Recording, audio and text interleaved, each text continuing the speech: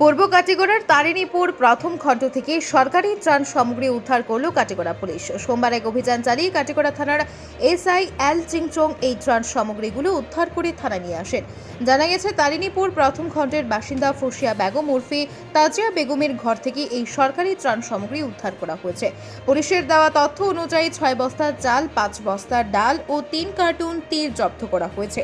গোপন সূত্রের খবরের ভিত্তিতে রবিবার এই ত্রাণ সামগ্রীর তদন্তে নামে কাটিগড়া পুলিশ। অবশেষে সোমবার তারা সাফল্য পায়। এদিন বিকেলে ফসিয়া বেগম উর্ফে তাজিয়া বেগমের ঘর থেকে ত্রাণ সামগ্রী উদ্ধার করে থানায় নিয়ে যাওয়া হয়।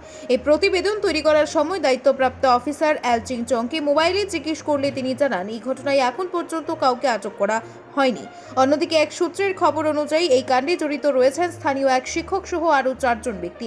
অভিযোগ রয়েছে, গত 6 জুলাই কাটিগড়া সার্কেল অফিস থেকে রিসিভ করে এই ত্রাণ সামগ্রী নিয়ে আসেন শিক্ষক ফখর উদ্দিন চৌধুরী, কিন্তু যথারীতি সেগুলো বন্টন না করে আত্মসাৎ করার উদ্দেশ্যে এই বেগম পদবীর মহিলার ঘরে রাখা হয়। তবে আজকের বরাকের পক্ষে ওই শিক্ষকের প্রতিক্রিয়া নেওয়ার জন্য তার সাথে যোগাযোগ করার চেষ্টা করেও যোগাযোগ করা সম্ভব হয়নি। বন্যাক্রান্তদের অনেকেই নিজেদের গবাদি পশুর জন্য সরকারি ত্রাণ হিসেবে গোখাদ্য পাননি। কাটিগড়ার বিভিন্ন বানপীড়িত এলাকায় অহরহ এমন অভিযোগ পাওয়া গেলেও সরকারি হিসাব অন্য কথায় বলছে। কাটিগড়ার 22টি গাঁও পঞ্চায়েত এলাকায় আজ অবধি প্রায় 600 কুইন্টাল গোখাদ্য বিতরণ করা হয়েছে বলে সোমবার জানিয়েছেন কালাইনের পশু চিকিৎসক ডক্টর প্রণব বড়ো। এদিন 29 নম্বর শিবনারায়ণপুর এলপি স্কুলে এলাকার জনসাধারণকে গোখাদ্য বিতরণ করে প্রতিবেদকের এক প্রশ্নের জবাবে ডক্টর প্রণব বড়ো জানান, এবারের বন্যায় যে সকল এলাকায় বেশি ক্ষতি সাধন হয়েছে সে সকল এলাকায় অপেক্ষাকৃত বেশি করে গোখাদ্য বিতরণ করা হয়েছে। কোনো কোনো স্থানে 3 বার করেও গোখাদ্য বিতরণ করা হয়েছে, আবার কোনো কোনো স্থানে একবার গোখাদ্য বিতরণ করা হয়েছে। তবে আরও গোখাদ্য বিতরণ করা হবে বলে জানান ডক্টর বড়ো।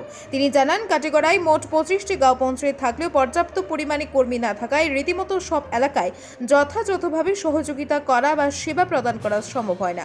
তবে কয়েকজন ফিল্ড অ্যাসিস্ট্যান্টের সহযোগিতায় অনেকটা বন্টন করতে সম্ভব হয়েছে জানান ডক্টর বড়ো।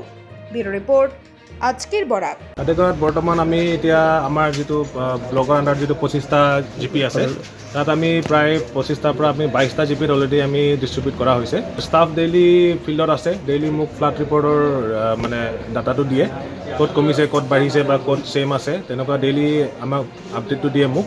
সেইটো মতে আমি ডেইলি এছেছমেণ্ট কৰি পেলাই ক'ত বেছি প্ৰায়ৰিটি বেচিছত আমি ডেইলি ৰিলিফ পঠাই আছোঁ। যদি আমি য'ত য'ত বেছিকৈ হৈছে তাত কিছুমানত 3 বাৰ দিয়া হৈছে, ক'ৰবাত 2 বাৰ দিয়া হৈছে, আৰু এইটো কণ্টিনিউ হৈ আছে। কালি পৰহিও আৰু আমি পঠিয়াই থাকিম চব। এতিয়া এইটো এপ্ৰক্সিমেটলি আপুনি 600 কুইণ্টেলমান ধৰিব পাৰে। কালাইন কাটিগড়া গুমৰা 3টা মিলাই এটলিষ্ট 600 to 700 মাজত থাকিব। এইটো মই গোটেই শ্লিপখিনি চালে মই গম পাম, চবটোত নাই এতিয়া। মই একজেক্ট ডাটাটো আপোনাক এতিয়া ক'ব নোৱাৰিম। তাতো হৈ আছে, কালাইন এৰিয়াটো হৈ আছে, আমাৰ কাটিগড়া এৰিয়াটো চবতে ডিষ্ট্ৰিবিউশ্যন চলি আছে। এতিয়া আমাৰ যিমানখিনি আমাৰ তাত ষ্টক আছে, সেইখিনিলৈকে আমি য'ত য'ত প্ৰায়ৰিটি বেচিছ আমি দি আছোঁ। ষ্টক আমাৰ যিটো আছে এতিয়া হয়তো অলপ কম হৈ যাব পাৰে। আমি এতিয়া ডেইলিটো আমি যিহেতু দিয়ে আছোঁ, ত' সেইটো হিচাপত আমাৰ আৰু এবাৰকৈ আমি চব য'ত য'ত লাগে তাত আমি আৰু এবাৰ দিব পাৰিম।